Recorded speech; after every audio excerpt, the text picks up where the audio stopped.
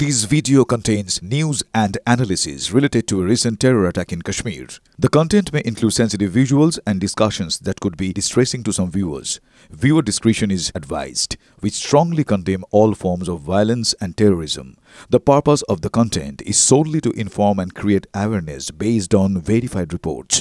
নমস্কার, আরো একবার স্বাগত আপনাকে টিভি9 বাংলায়। আমি দীপ রয়েছি আপনার সঙ্গে। এই মুহূর্তে সবচেয়ে বড় খবরে নজর রাখতেই হবে। মাওবাদী দমনে বিরাট সাফল্য পেল বাহিনী। ছত্তিশগড়ের নারায়ণপুরে ২৬ জন মাওবাদীর মৃত্যু। গুলির লড়াইয়ে মাওবাদী শীর্ষ নেতা কেশব রাওয়ের কি মৃত্যু হয়েছে? আরো বিস্তারিত জানবো, কথা বলবো সিজারের সঙ্গে। সিজার, এই মুহূর্তে সব থেকে বড় প্রশ্ন, এই গুলির লড়াইয়ে শীর্ষ মাওবাদী নেতা কেশব রাওয়ের কি মৃত্যু হয়েছে? দেখো, সেই সম্ভাবনাটাই জোরালো হয়ে উঠছে, কারণ আজকে এই মুহূর্তে প্রায় 50 ঘন্টার একটা টানা অপারেশন চলছিল যৌথ বাহিনীর সঙ্গে।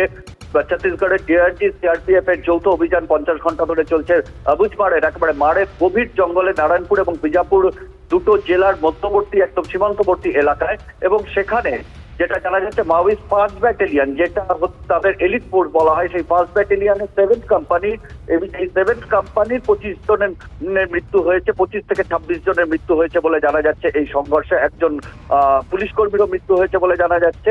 এই এলিট কোম্পানি মূলত কিন্তু পলিট ব্যুরো মেম্বার এবং সেন্ট্রাল কমিটি মেম্বারদের তারা নিরাপত্তা দেয়।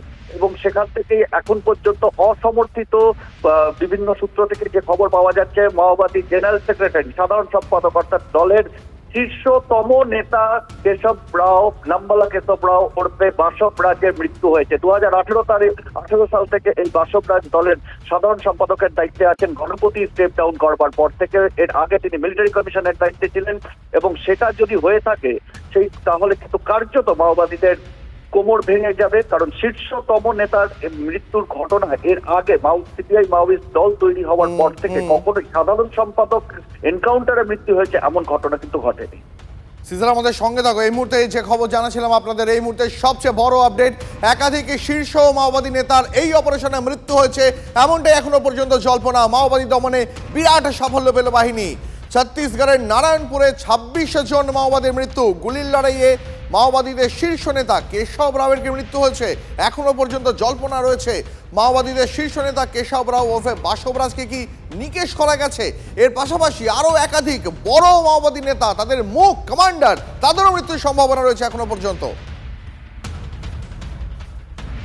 আর একবার চলে যাবো সিজারের কাছে। আমাদের সঙ্গে রয়েছেন আমাদের প্রতিনিধি সিজার। শুধু কেশব রাওই তো নয়, তার পাশাপাশি আরো একাধিক শীর্ষ মাওবাদী নেতার মৃত্যুর সম্ভাবনার একটা প্রসঙ্গ এখানে উঠে আসছে। অবশ্যই, কারণ আমি যেটা বললাম যে 7th কোম্পানি মাওবাদী 5 ব্যাটালিয়নের তারা মূলত সিসিএম অর্থাৎ সেন্ট্রাল কমিটি মেম্বার এবং পলিট ব্যুরো মেম্বার, তাদেরই নিরাপত্তার দায়িত্বে থাকে। এবং সেই রকম একটি দল, সেরকম একটি প্লেটুন মুভ করছিল। এই ধরনের ইন্টেল ইনপুট পাওয়ার পরই কিন্তু যৌথ বাহিনী সেখানে ঘিরে ফেলে। এবং তারপরে টানা 50 ঘন্টার এই অভিযানের মধ্যে আজকে ভোরবেলা থেকে যে গুলির লড়াই শুরু হয় এবং যে ফিয়ার্স গান ব্যাটল যেটাকে বলা হচ্ছে, উল্টো দিক থেকে মারাত্মক প্রতিরোধ হয়। এবং তারপরে এই মৃত্যুর খবর এখন পর্যন্ত যেটা যৌথ বাহিনী কনফার্ম করছে যে 26 জনের মৃত্যু হয়েছে। এবং সেই জায়গা থেকে মাওবাদীদের শীর্ষ নেতা হিসেবে কেশব রাজের একটা বড় ভূমিকা। মাওবাদীদের মিলিটারি কমিশনে তিনি প্রধান ছিলেন, মূলত অন্ধ্রপ্রদেশের শ্রীকাকুলাম জেলার বাসিন্দা তিনি। একটা 1980 সালের পরে কখনো কিন্তু গ্রেপ্তার হননি। 1980 সালে ছাত্র সংগঠন করার সময় তিনি গ্রেপ্তার হয়েছিলেন। পরবর্তীতে সিপিআই মাওয়িস্ট বা পিডব্লিউজি তৈরি হওয়ার সময় থেকে কিন্তু তিনি অন্যতম সংগঠক এবং দলের শীর্ষ নেতা হিসেবে কাজ করে গেছেন। এবং মিলিটারি কমিশনের দায়িত্বে থাকা অবস্থায় সাম্প্রতিক অতীতে গত 10 বছরে ছত্তিশগড়ে মাওবাদীদের যে সব থেকে বড় যেগুলো হামলার ঘটনা ঘটেছে, সেই সমস্ত ঘটনার সঙ্গে কিন্তু তার যোগ রয়েছে। এবং তার মাথা 1 কোটি টাকা ঘোষণা করেছিল কেন্দ্র সরকার। সিজার, অনেক ধন্যবাদ তোমাকে।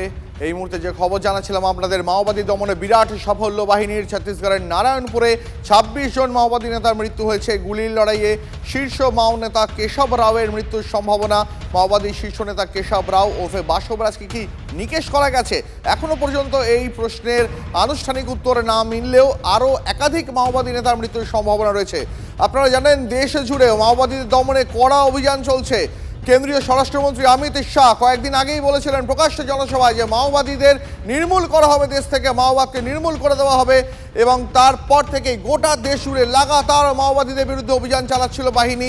আর যে খবর আজ পাওয়া যাচ্ছে, ছত্তিশগড়ের নারায়ণপুরে ২৬ জন মাওবাদীর মৃত্যু হয়েছে।